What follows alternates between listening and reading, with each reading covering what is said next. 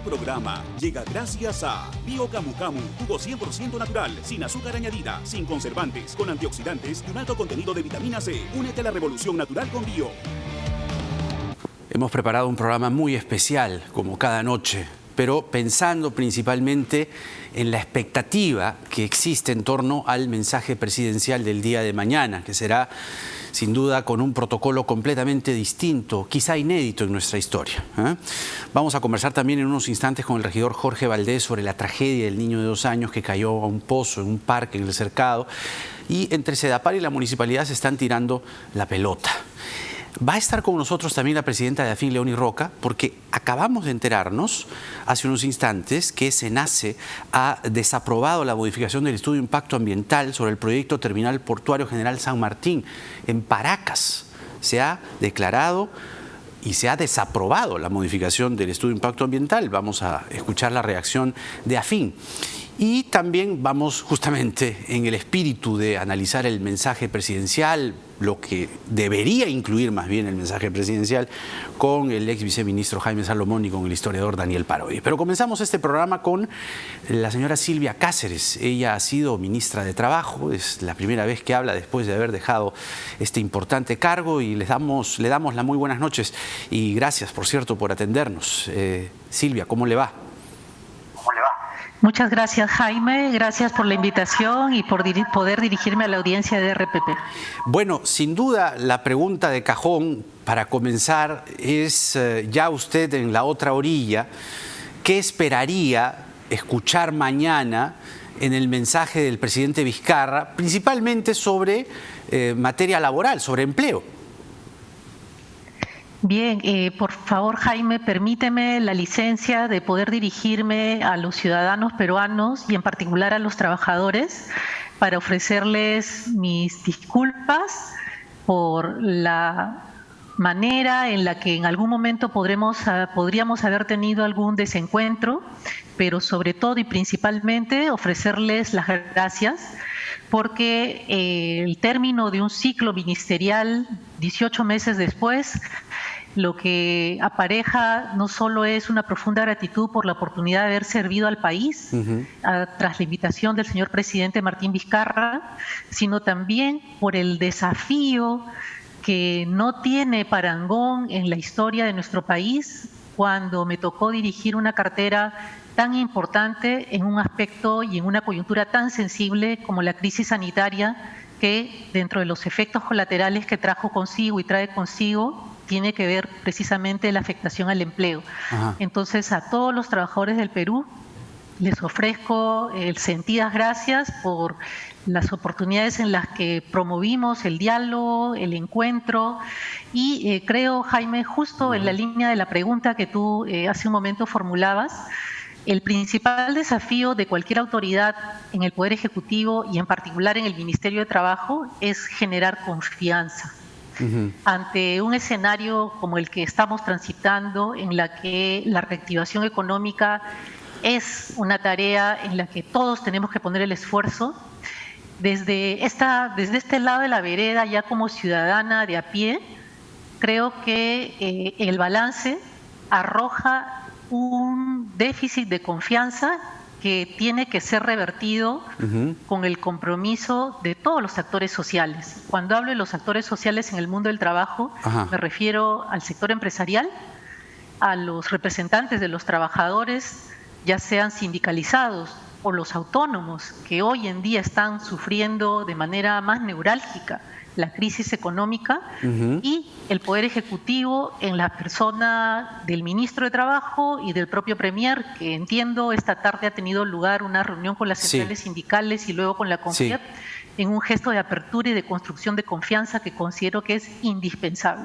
Permítame, ya que usted lo ha mencionado y creo que se saludan esas palabras y cargan honestidad en el mensaje, usted ha empezado pidiendo disculpas a los trabajadores peruanos. ¿Sobre qué cosas usted, cuando expresa esas disculpas, lo está haciendo? ¿Qué siente usted que no pudo hacer y que se debería hacer? La primera cosa es la falla del sistema y en particular de todos los mecanismos que podrían haberle generado un tránsito en esta crisis económica y sanitaria con ingresos que pudieran asegurar mínimos de sobrevivencia, mínimos de cobertura de la canasta básica familiar, por ejemplo, ¿no? Cuando se desata esta crisis que afecta a un conjunto de países, los déficits de protección social se activaron de una manera indiscutible.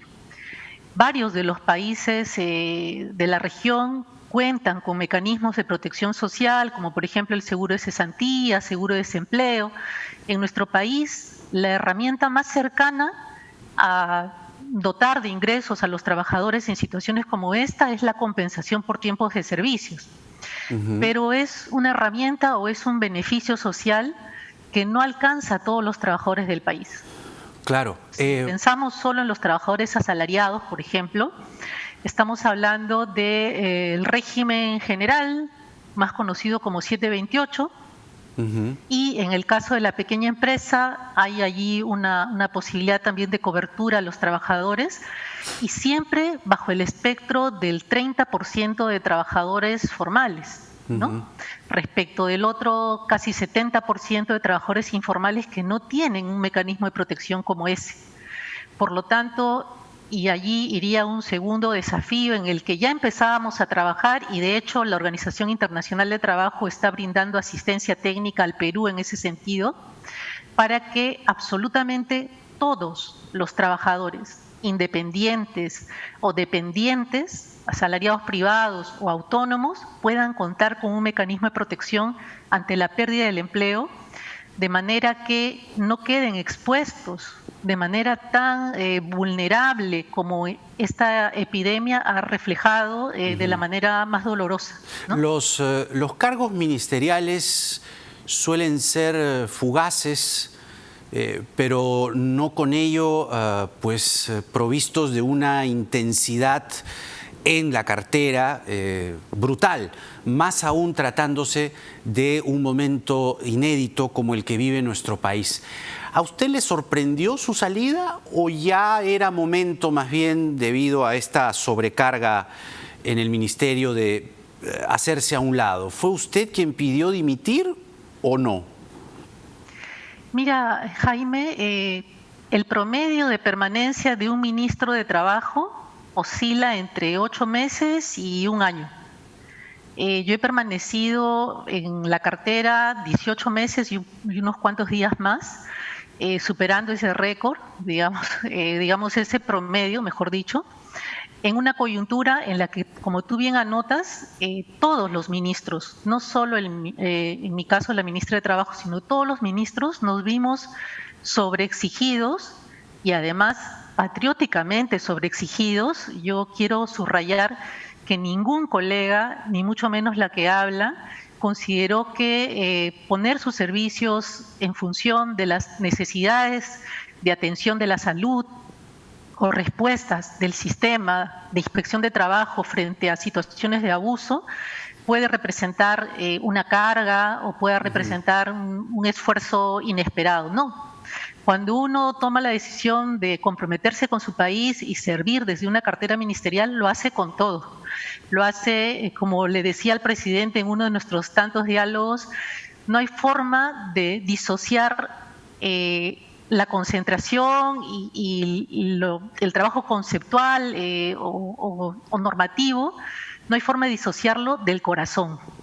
Y cuando ya se genera una tensión entre justamente la preocupación y la concentración que el cargo amerita con aquellas convicciones, con aquellas apuestas personales que ya no encuentran un punto de coincidencia, entonces uno se tiene que plantear justamente si es que ese servicio al país está siendo puesto de una manera enfocada y de una manera plena, ¿no? Entonces, para responder a tu pregunta, no me sorprendió el que no pudiera seguir formando parte del gabinete porque respondía a un proceso y a varias conversaciones que sostuvimos con el señor presidente de la República en distintos momentos, cuando no solo como ministra de Trabajo, sino también como asesora en términos políticos, analizábamos coyuntura, analizábamos posibilidades de fortalecimiento del quehacer del Ejecutivo, y en ese sentido este es el término de un ciclo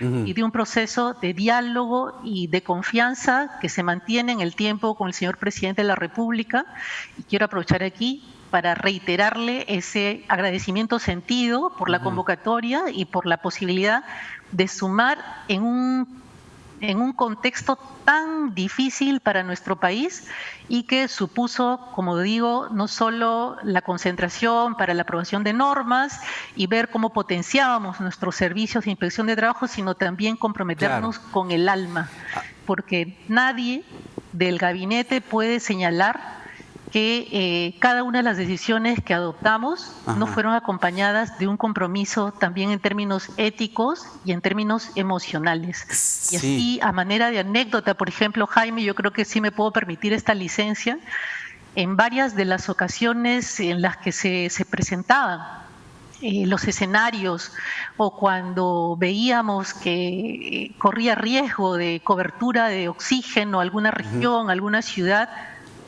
algunos de nosotros nos quebrábamos por la frustración de limitaciones que escapaban a las decisiones de cualquier autoridad.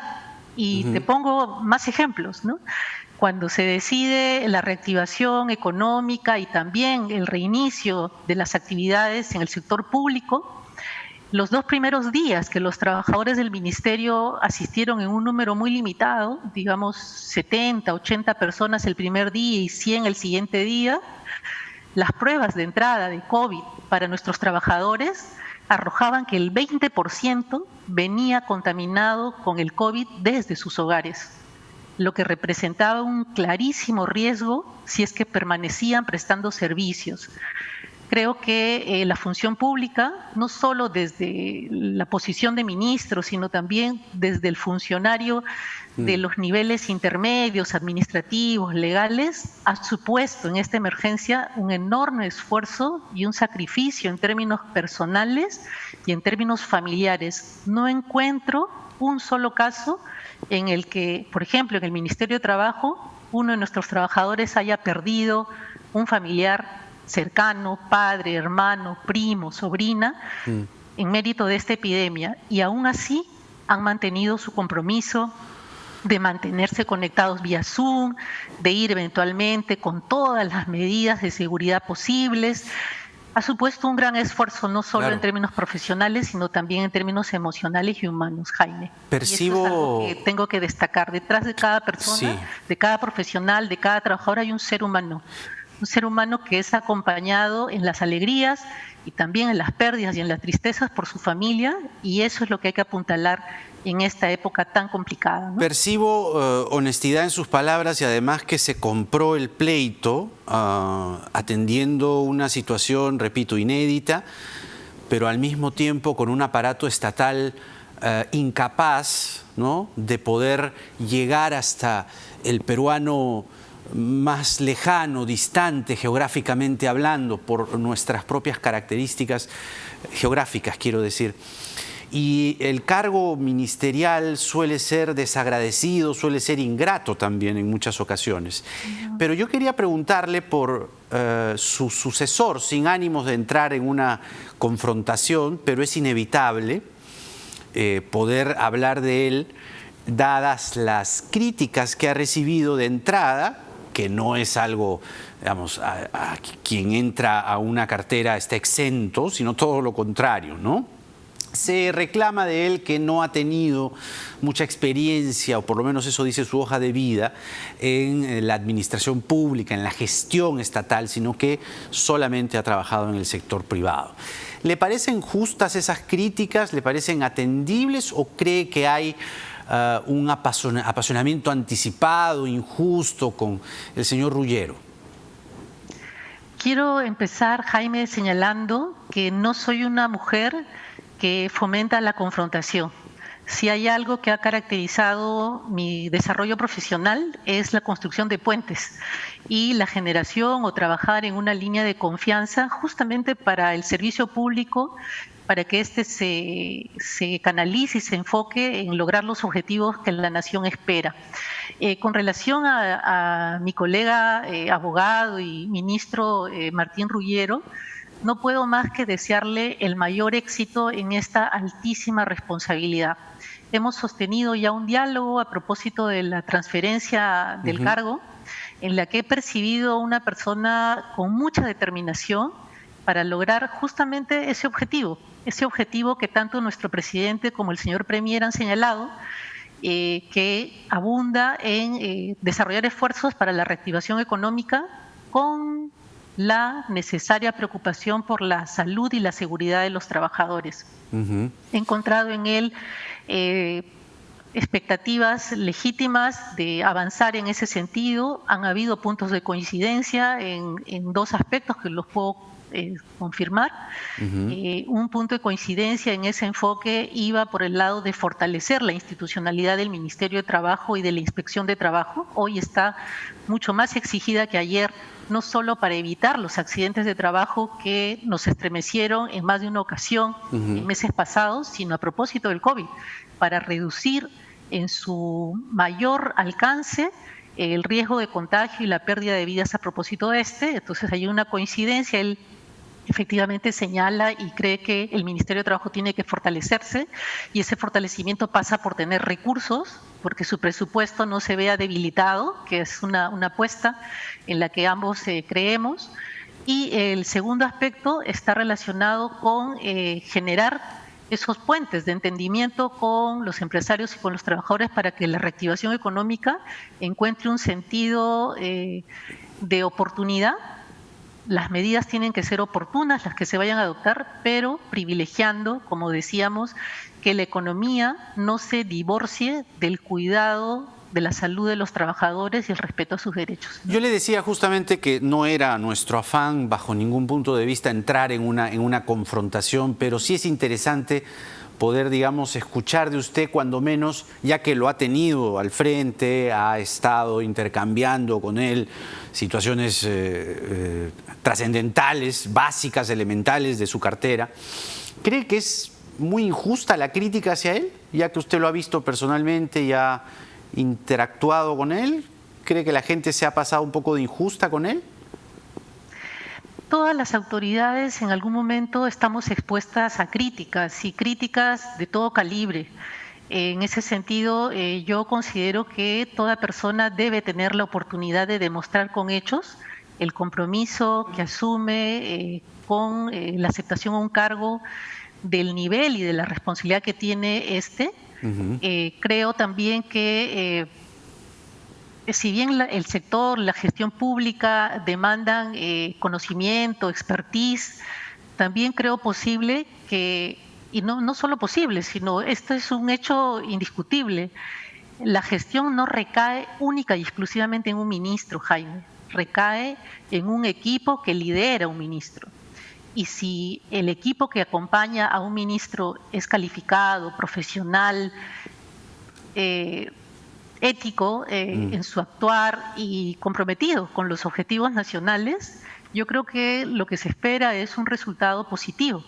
Así que es verdad, un ministro lidera la gestión, pero viene acompañado de un equipo, y si las credenciales que acompañan al equipo son de las mejores, tenemos que esperar los mejores resultados, porque nuestro país necesita eso, necesita salir adelante, necesita el concierto de voluntades y necesita confianza, construir mucho más el camino de la confianza y de la consolidación de esta, para que la transformación y remontar, más que transformación, remontar esta crisis sea posible, ¿no? El señor Vicente Ceballos ha dicho hace unos días que él acuerda irse de la PCM en el momento en que ya se había tomado la decisión para que usted y la señora Ariela Luna del MIDIS salgan del gabinete.